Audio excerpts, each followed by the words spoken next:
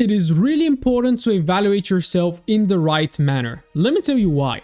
Now, us traders, we tend to evaluate ourselves based on profit and loss and percentage increase of our account. And sure, we all trade to make profit and that's the end goal.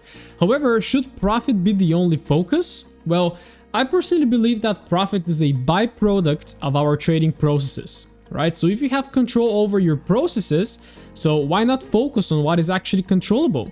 Right? So here are a few questions that will help you evaluate yourself objectively and in the right way so that you can actually have something to compare and actually improve on, right? So at the end of the trading day, ask yourself if you adapted well today to the changing markets and if you found new setups. Did you manage your risk correctly? Did you execute on all your setups that are fully according to your plan?